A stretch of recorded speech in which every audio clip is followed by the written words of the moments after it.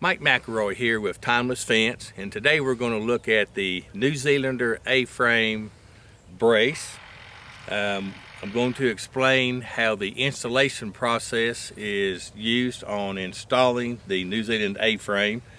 I want to mention that always remember that brace, this is one single brace from this vertical post this direction, and then two braces make up a corner. And today we're going to look at the installation of a corner, and we're going to show how to run the electricity from one line over to the other line. Okay, so the first thing that we will do is we're going to drill, in this situation, a 3-foot hole, because his vertical H post is going to be 4 foot above the ground to match the 4-foot T post that he has in his line post. So this hole is 3 foot deep. It has one 80-pound bag of Quikrete in the bottom of it. And then what he'll do is, and I say he, this is Merle, we'll go ahead and backfill the hole with the dirt, tamping it every 6 inches as we come up flush with the ground. Go ahead and get that post in vertical, get it plumb. Then the next thing you do is you have to come over and dig the trench for your horizontal brace. All right, so now what we need to do is decide where our trench needs to be dug. So this is a 45-degree angle. So the height underneath the diagonal brace here, or where your brace is going to go together, this height above the ground is the same distance over to where the trench is going to be started. So go ahead and dig your trench out. Once you get that trench dug out, then come back, and now you're going to take your vertical brace and you're going to take your 1-inch square tubing here, and all this is pre-cut.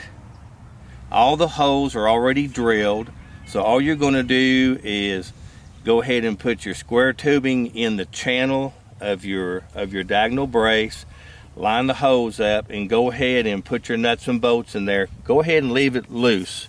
Then you can come back in the square tubing down here at the base, go ahead and put that together. All right, now once you get that done, you can come back and make sure that your connection right here, or where it's put together, make sure that this is closed up as best as you can. This is all pre-cut, so it should line up really well. And as long as you don't have, say, a large gap at the top or the bottom, then your trench is dug correctly. Now, if you have a big open gap in the bottom here, then the trench needs to be dug a little bit deeper right at the beginning of the trench. If you have a big gap up here, then you need to fill a little bit of dirt under your leg there, or the diagonal post, to go ahead and close this gap up. But you should get that, nice and neat and closed up, and go ahead and get your bolts and everything. Once you get that closed up, then go ahead and tighten up your nuts and your bolts. All right, now the next step is you're going to come back in your hole and you're going to place an 80-pound bag of Quikrete in the bottom of each of the two holes for your corner brace. And you can go ahead, if it's very moist, you don't need to add any water. If the ground is moist, you got plenty of moisture in the ground, just go ahead and pour your Quikrete in there, and then backfill with your dirt and tamp your dirt all the way up to the surface. Of course, if it's real dry, then you do need to add water to your Quikrete. All right, so we've got everything backfilled now, and the next thing is if we're going to run our wire. All right, so now we're going to talk about how we run our wire through the vertical post, and how we terminate our wire. So the first one, now this is a fence that's in the process of being replaced. So we just ignore the existing fence right here, and I just had to run a wire for this demonstration. But what we're going to do is we have a line fence coming from this direction, and we take a gripple through the hole and we just run the wire through the gripple, and that wire's terminated. All right. Then our other line wire, we're going to run it through a gripple that's inside that channel, and notice that both of these are laid flat, okay? And I drilled a hole through the side of this H post and the side of this H post right here. So I drilled this hole, ran the wire through the center of the H post, through the gripple here, and I came out the side, and then this is what we're going to use to continue our continuity, and we're going to attach it to our line, our wire over here.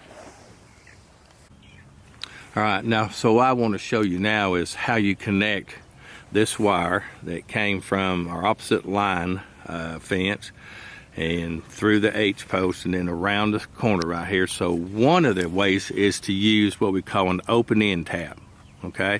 So this tap, you can see it's open on one end. It has a hole drilled through the other end. So you slide this on your existing wire. You can bring this wire around, and if you just slide that right up like that, and you can bring it as close as you want to, and then take a crimp tool and crimp this. So it's an open end tap that you would crimp. Gives you a very secure connection and good continuity to bring that flow of energy through here and continue the energy through the fence here. Another option to use is a split bolt.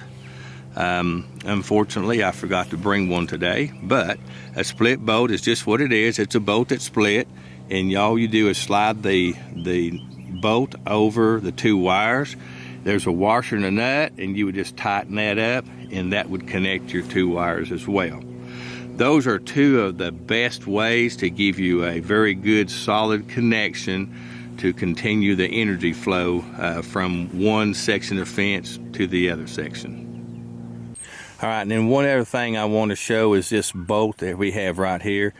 This is one of the bolts that we provide in the hardware kit, and you're going to run the bolt through the channel here. I usually come down the second or third hole from the top, either hole that I'm not going to be using for my wire fence, and then you'll have to drill this hole here, run the bolt through there, tighten up, and now your two verticals are now tight together, and it makes it very, very, very strong.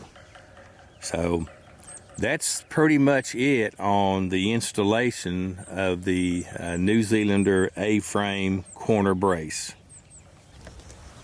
So I hope that helps in explaining how to install the New Zealander A-frame corner brace.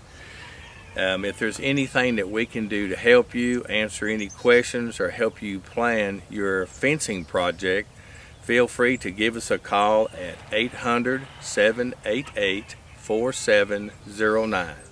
Thank you, and have a great day.